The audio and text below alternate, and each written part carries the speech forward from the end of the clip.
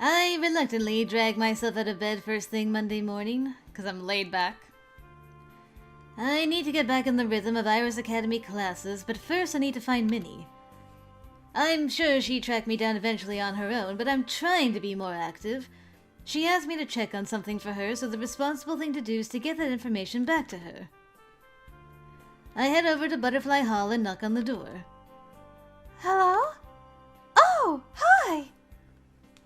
She quickly closes the door behind her, although I can hear a faint groan of already from inside. Poor Pastel. Before she can ask me if I need any help, I make my report. I checked on the freshman boys.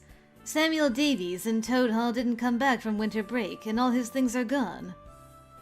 Oh, so that's two. Two? Nancy's gone too. Nancy.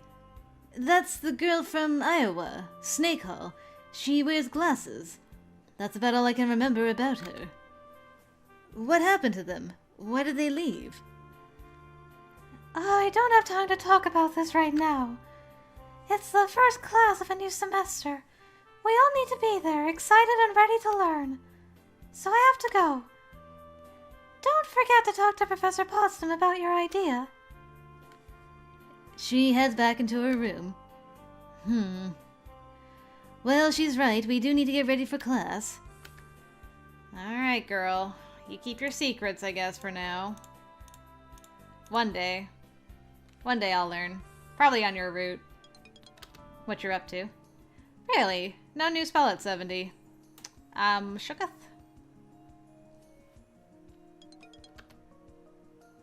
I'm surprisingly not doing too bad, even without the, charm.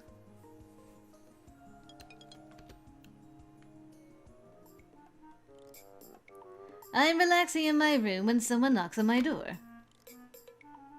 Hey, Franco! Luke? I was hoping it was you. I step out into the hall. You ready for bingo? Bingo? The game! It's $5 to enter. Yeah, let me just talk to Donald quick. I need more money. Ah, this is the games for money idea that Logan had. Sorry, I don't have any money. Really? No allowance? Yeah, I already spent it. Aw, but I wanted you to come. Oh, he wanted us to come! Luke, stop my heart. Hey, I've got an idea. Oh? I can give you the money. When did you get money? I am very certain that borrowing money just to gamble it away is a bad idea. Debts are a dangerous business, even if Luke is no Rumpelstiltskin. Well, if we both have... never mind. Never mind. I'm not gonna go down that road. I didn't say borrow. See, Logan says we can't play because then, if we win, it will look like we were cheating. But if you play for me, then no one will know.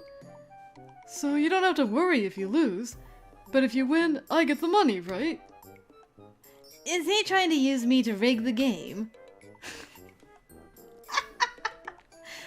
Sure.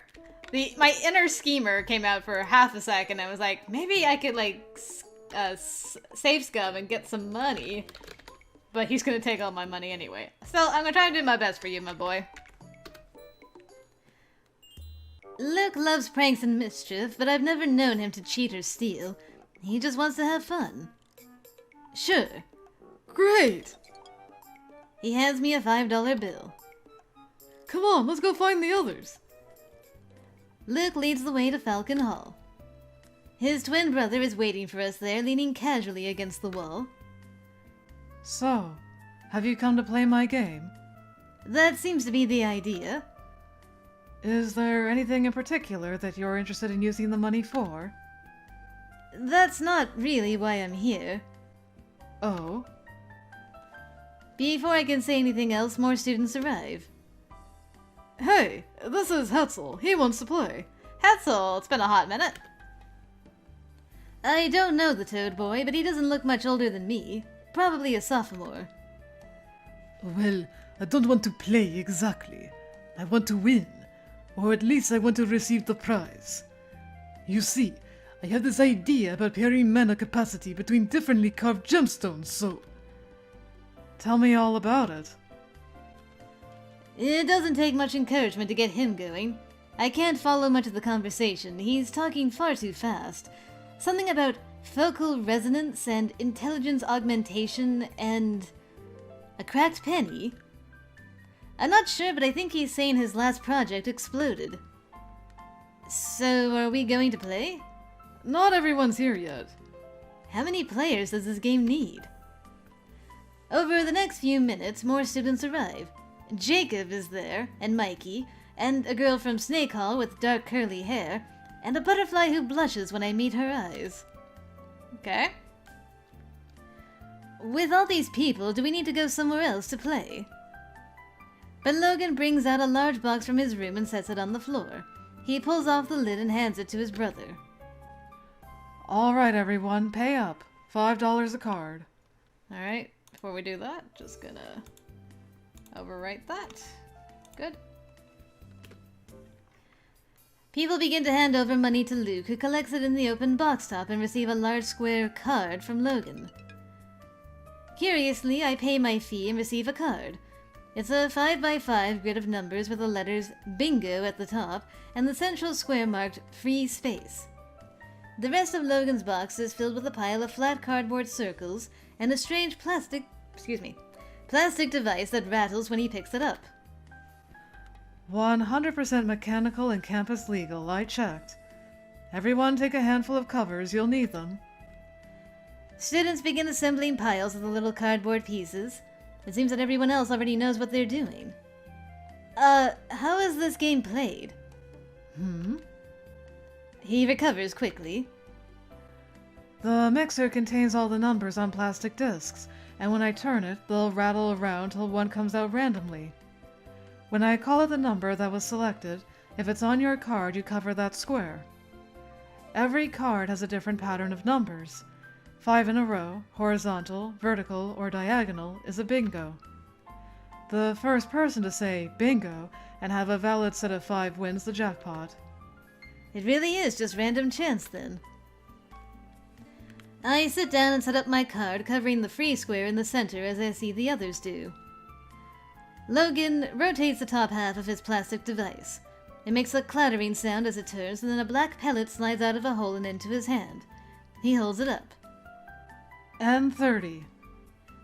The letter tells you which column to look under. That's convenient. He calls number after number, and we assemble little collections of circles trying to reach the elusive 5 in a row. But in the end, it's someone else who yells bingo and collects the winnings. The rest of us are left with nothing but the cards in our hands.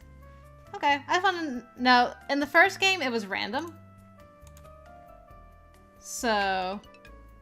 okay, I didn't win again. I'll try it like 5 times. Alright, 2 more times. Maybe you have to load earlier than then. Okay. Well, I tried, Luke. Thank you for playing. That's it? We're done? It was a lot of organization for a very short game. This does seem to be a problem with the winner-takes-all approach, but it's the only way to get a large jackpot. The snake girl, Maria Suarez, coughs quietly. Oh my, what big eyes you have. It's all about the ratio, isn't it? As long as a win gives you more than you pay to enter, it's worthwhile. And if you increase the number of players and allow extra entries, you can boost the prize pool. Yes. Something different next time, I think. With that cue, the other students stand and drift back to their afternoon activities. Hey! Too bad you didn't win. You don't look that sad about it. He just laughs. What you think of the game? It's simpler than I expected. We're not really playing, just waiting. You could have just drawn names out of a hat. But then there wouldn't be all the fun suspense. I suppose there is a little more excitement when you have part of a chain built in hopes for more, instead of just one result that's over and done with. It's not the same without all the prizes. When we went on vacation, they had this big bingo game and gave away all kinds of stuff. I always wanted to win the inflatable boat so I could ride it around the pool. Inflatable? Aren't boats usually made of wood? Not in a pool. You'd hurt somebody if you hit them. Especially if you're Luke and a little bit clumsy. Dang. Anyway, I'll see you later. Right. He heads off to talk to his brother. Well, thanks for lending me the money anyway, man. Sorry I couldn't win nothing. Couldn't win nothing. Oh, maybe they patched that bug where you could, it's not really a bug, but the exploit to just keep reloading till you win. On Thursday afternoon, I finally managed to catch up with Professor Potsdam outside of class. Hello, my dear dolphin. How are the waves treating you? I'm not going to ask. As class president, I'd like to propose an activity for the freshman class. Well, this is interesting. What did you have in mind? I'd like to arrange a trip to see a local hockey game. I need your help to arrange the shuttle vans. What a lovely idea! I will have to put a bee in someone's ear and find out the schedules to pick the best time. I'm not sure what she's doing with a bee exactly. I don't think we want to know. You'll want a weekend game, of course, Saturday or Sunday, and a good matchup. I don't think we'd want to go more than once. I'll get back to you once I've chosen the best date. Of course, it will be up to you to get your fellow students interested. You'll need at least, 8 students to sign up in order to justify the special trip. That shouldn't be hard. And, of course, they'll have to buy tickets. Oh. Can't the school cover that as a cultural experience? Interacting with the culture requires interacting with money. Those are the rules of American society. So, I will let you know about the date and the price, and then it will be up to you. Thanks. Have a lovely day. She drifts away. Well, that didn't go too badly. She certainly didn't dismiss me the way she did Minnie. I'll need to update Minnie on my progress later. And ask for money again. What if I can't go? No! I need money! No! After class on Friday, I go looking for Minnie. Yes? Oh, hi, Franco. Are you alright? You look tired. I do? Well, not like that time after the dark dance. More like you've had a long week. Right. I'm just not up to full speed yet after the holidays. Did you talk to Professor Potsdam? Yes, she said she'll look into the local hockey schedule to find the best time for us to arrange a trip. That's great! However, anyone who wants to go to the game will have to pay for their own ticket. Well, that makes sense. Non-magical students would have to pay too. It could be a problem for me, though.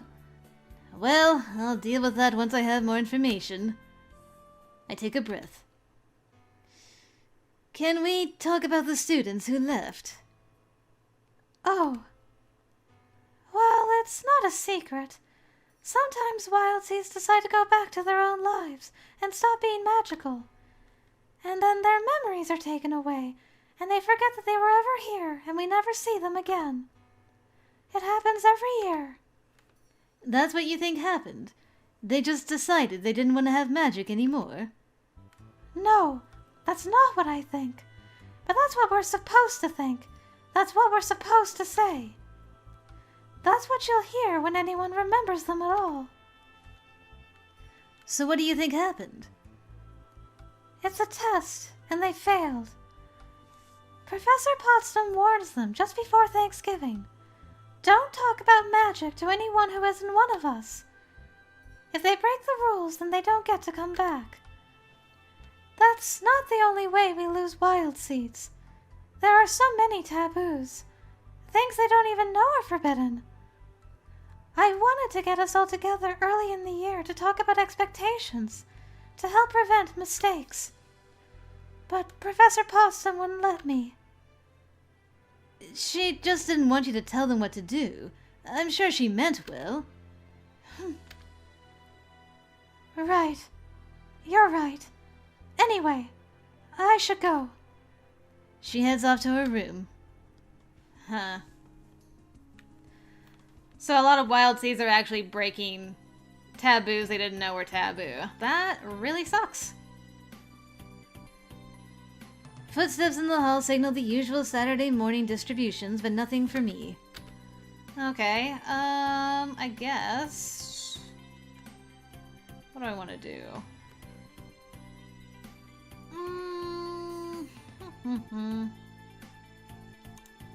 Actually, going to the mall and window shopping is keeping my stress fairly low most of the time, so... Missing students. I talked to Minnie, and it seems that Nancy and Snake Hall also did not return from Christmas break. Luke's bingo. I took part in the game of bingo that Luke and Logan were running. It cost $5 to enter, but Luke paid my fee for me. Luke told me he and his brother used to play bingo on vacation. Hockey trajectory. I made my proposal to Potsdam about attending a hockey game. She agreed, but only if I can get at least 8 people to pay for tickets. She'll update me later about when we could go and what it will cost. Lost wild seeds. Minnie told me that the missing students probably broke their promises to keep magic a secret, and that's why they were expelled. Actually, you know what? I haven't looked at the codex in ages. There we go. Pastel Rao. A half-sylph whose mother is famously beautiful and well-traveled. She guested with my family when she was a child, so there is a chance she might recognize who I really am. Okay. We've run into her a lot. Akabesh. Another world stock encountered in America. Individuals have stone-gray skin and small horns.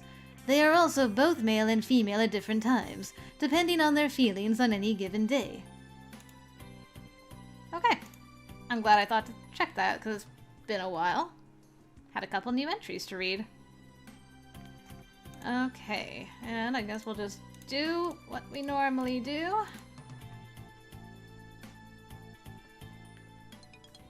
Nice. Oh, hello, Luke. Hey, Franco! Luke runs up to me in the hall. Come with me. You gotta see this. What is it? Donald found a way to open a passage into a junior practice dungeon. We're gonna go check it out. Well, he invited me, and I said we should invite you. It'll be cool. There could be anything down there. Is that safe? It's just a practice dungeon. You'll come, won't you? You know what we're gonna find down there is detention. But sure. It's nice to feel included, but it also doesn't sound like much of a plan. There's bound to be traps down there, possibly dangerous ones, and Luke trips over his own feet at the best of times. We're going on an adventure. Sounds like an adventure. Exactly! We're doomed. We meet Donald in the cellar corridors, and he leads the way to what looks like just a blank patch of wall. Then he holds up a small object that flashes gold in his hand, a hall badge, and suddenly a hidden door is revealed. Passing through that, we find a staircase leading down, but much further than the freshman dungeons. The stairs reach a brief landing, where ethereal candles hover by the walls and then continue their descent. This kind of looks like where I got married. We emerge in a vast open space, almost featureless for what we can see in the dim light. The narrow dungeon corridors of our exams have at least developed a kind of familiarity that brings comfort. Here, the very emptiness is oppressive, and overhead untold amounts of heavy stone hang unsupported. Kinda creepy, huh? I don't know. Maybe we should hold dances down here instead of in the school gym. There's plenty of space. There's nothing here. No monsters, no obstacles, no sign of anywhere to go. What are the juniors doing down here? Long-range combat, maybe? On the weekends, they might have some creatures that races around the outer rim. All cleaned up by now, of course. It wouldn't make sense to summon live beasts in here during the week, on the off chance that someone snuck in for practice when the dungeon should be closed. But spirits, once bound to a task, would remain. I activate spirit sense, but don't detect anything except Luke, Donald, and myself. You're right, there's nothing here. I didn't think of that. He casts a spell, but I don't know enough black magic to recognize it. Detect enchantment. I've taken black magic, so I know what one that was. It looks like the floor is enchanted. All of it. Including the floor we're standing on. We look out across the wide, empty floors. That could be a lot of traps. If we're already standing on a trap, what does it do? There's only one way to find out. Wait! Oh no. Luke, please. Luke suddenly charges off in a random direction. Almost immediately, he disappears, warping through space to reappear in a different position, where he has to flail his arms to keep from falling. Hey, that's fun! Guys? He points behind me where the stairs are. Where the stairs were. Sorry to cut off the ah. I sense Donald invoking a spell behind me. Try to use blue. It's not an illusion. The stairs are just gone. What do we do now?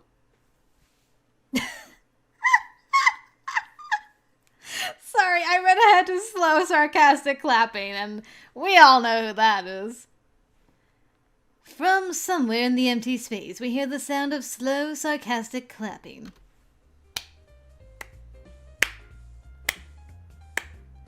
Gentlemen, what a surprise to find you once again poking around where you don't belong. Is there an actual school rule about exploring dungeons after hours? Yes. Detention on Saturday for all of you. No one dares to protest.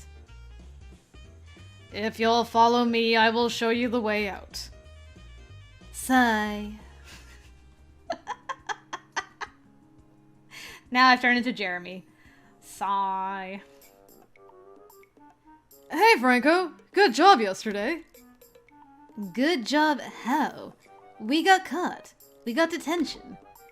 Yeah, but we didn't get demerits. I was sure Grabby was going to slam us hard. I'm used to it, but Luke hates doing extra work. So I feel guilty if I get him saddled with too many demerits, you know? Instead, we got off easy. Are you insinuating because that was because I was with you? What's that got to do with me? Actually, it might have a lot to do with me. I don't know. Maybe Grabs didn't want to give demerits to 3 people at the same time and make the hall look bad? Or maybe you're a rabbit's foot, huh? A what? A lucky charm. Rabbits have lucky feet? Well, I suppose they are good at hopping out of trouble. Maybe we should bring you along more often, huh? For Luke's sake, anyway. Grabiner might be reluctant to give me demerits, but if I abuse that, I'm pretty sure it won't end well. Yeah, I'd say that's a good possibility. Oh well, worth it. Is this Damien and Pastel? Okay. You guys can do your flirting. I wonder if he accepted or rejected her advances, though. Yo-ho, Franco! There you are, dear.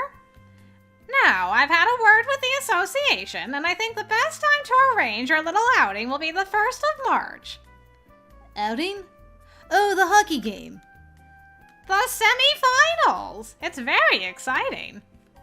Of course, that's quite a ways off, so you have some time to arrange your attendees. Now, about the tickets. We made a little deal where our students will be able to buy tickets for $5 each, as long as we pay a month in advance. That means you need 8 people to contribute money on the 1st of February or the trip will be cancelled. Right. Man, I wish I had just had $5. Just 5 would do. Who can I borrow money from this time? At least I've got a little time to work on it. Heh.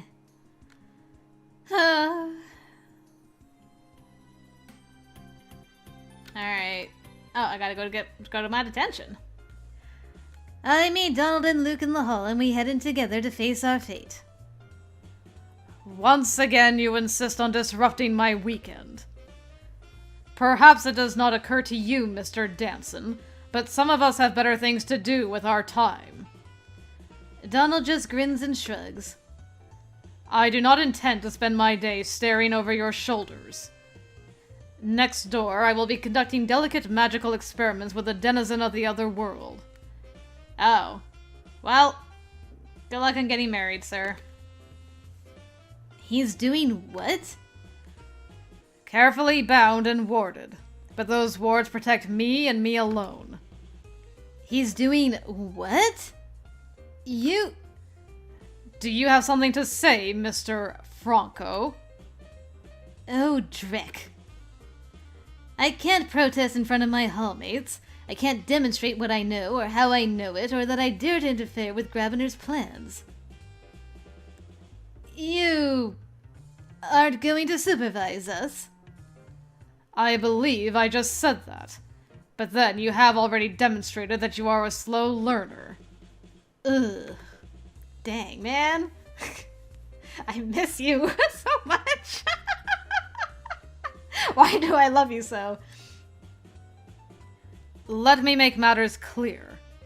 If any of you cross the wards in an attempt to disturb me, you will die a slow and agonizing death. And then my schedule will no longer be interrupted by your nonsense. Is he making up a story just to scare Luke and Donald, or just to frustrate me?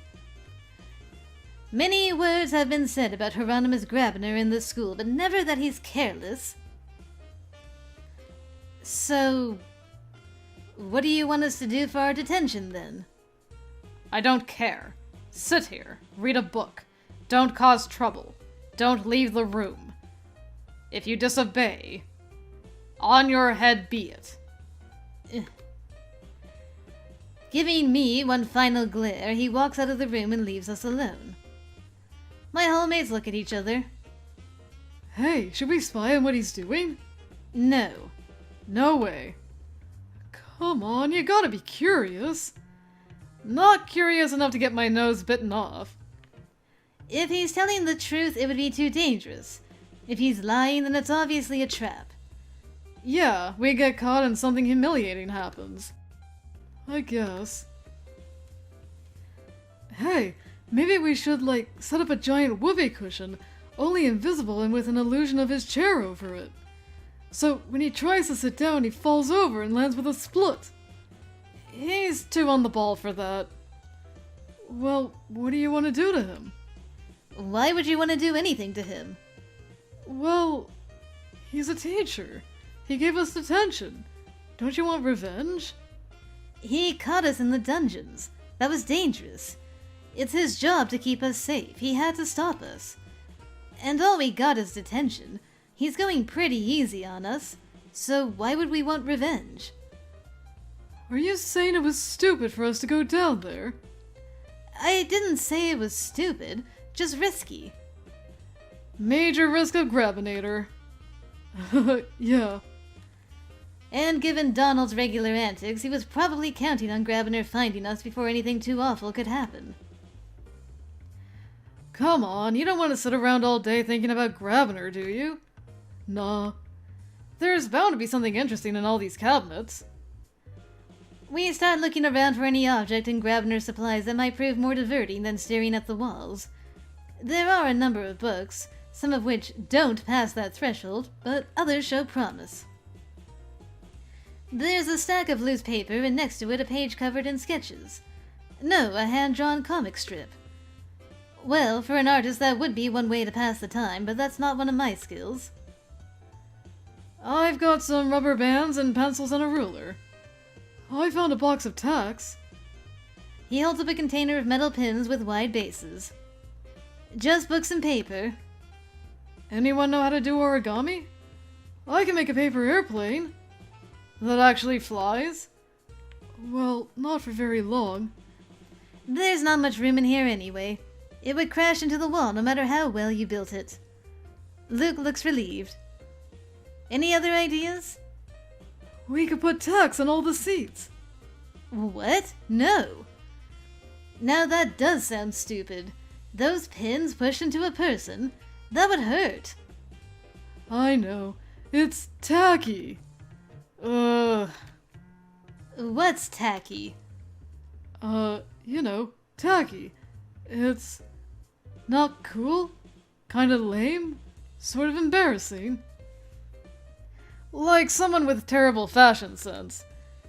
It also means slightly sticky, like glue that hasn't dried all the way, but there's no glue here. Probably afraid someone would eat it. Well, it's a relief that Luke wasn't actually planning to stab anyone with pins. So, what should we do now? There's only one possible solution. Rubber band war! All right! After Luke demonstrates to me how to properly shoot a rubber band, we spend the afternoon doing target practice, experimenting with ways to make things fly faster, ambushing each other, and generally joking around. It's enough to make me forget about grabbing her.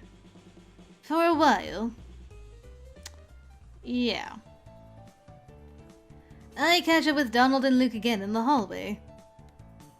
Hey, how do you guys feel about ice hockey? I like that we were in detention for hours and had a rubber band war, never once brought this up, but afterwards, oh, by the way. It's a sport? Or an excuse for a brawl. Would you be interested in going to a match? I'm trying to arrange a class trip for the 1st of March. What day of the week is that? Saturday, I think. Then I'm probably busy. Detention, you know. Besides, I don't care that much about sports. You should ask my sister. That's an idea. Luke? Is it free? No, but we get a group discount if we book early. $5 each. I just have to convince at least 8 people to go. Well, okay. Count me in. Thanks. Should I give you my allowance now? I'm supposed to give Potsdam the whole bundle 2 weeks from now, but there's no point if I can't get enough sign-ups. So you don't have to do anything now. I can collect the money later. As long as he doesn't forget and spend it all next week. Oh. Don't look so miserable. I'm just kidding. Sorry. It's fine. I trust you. I'll let you know when I've made more progress. I should talk to Virginia next. It's a start, at least. When do I start getting my own money?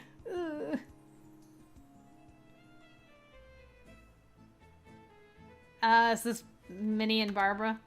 Yep. On Sunday, I make my way to the gym, where I've heard that Donald's sister holds her sports club meetings. There's a good mix of people here, not just freshmen. Most of them smile at me and welcome, inviting me to join their games. Only one glares. Well, he's not important. It's Virginia that I'm looking for. Hey, Franco, what's up? I explain the plan. A trip to the local ice hockey semi-finals, if I can get enough people to buy tickets in advance. So I thought the sports club would be a good place to look for people who'd be interested. Sure, I'm in. Hey, Ellen! What? Wanna go watch a bunch of kids slam each other across the rink? Class trip to an ice hockey game. Maybe somebody's teeth will get knocked out. Virginia! What? That's not the idea. Surely things like that don't happen at every match. I need to get confirmation so that we can book tickets for a group discount. $5 each. Are you in?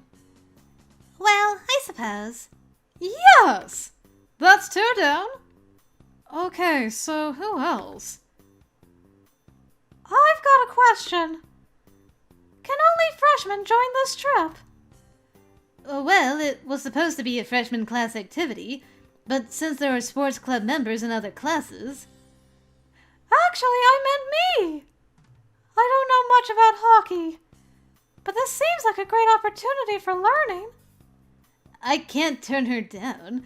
She's a teacher, and I need the numbers, and she's just as curious about the subject as I am. I'd love to have you along. Great! We still need more people, though. I have to get 8. Well, keep asking. You should look outside the club, too. Liz won't go. It's not high class enough for her, but try asking that dork Jacob. Good idea, thanks. Virginia recommended Jacob. I really should talk to Jacob and Minnie as well to help get the message out, but I feel better having made some progress on my own first.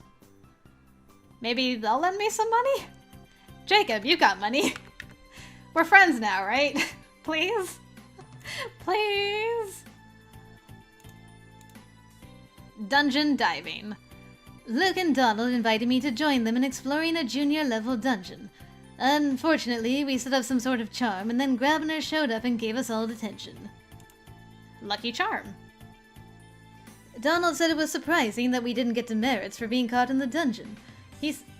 Excuse me, why do I have so much air? Huh! He suggested having me along brought good luck. I wonder if the real reason is that Grabner didn't want to assign me demerits, so to be fair, he didn't assign them to the others either. He's given us demerits before. Oh, Damien rejected Pastel. He's still on the Ellen path. Hockey planning? In order to attend an ice hockey semifinal on March 1st, I need to get 8 people to pay $5 each by February 1st. I need more money. Fun and games. Grabner decided not to monitor detention today, claiming he had a private experiment to conduct. Donald, Luke, and I ended up amusing ourselves with things we found in the cabinets. First points. I asked Donald and Luke about coming to the hockey match, and Luke agreed to buy a ticket. Truce. Teaming up. I went to a sports club meeting to recruit people for my hockey trip. Now I just gotta recruit some money so I can go on said hockey trip.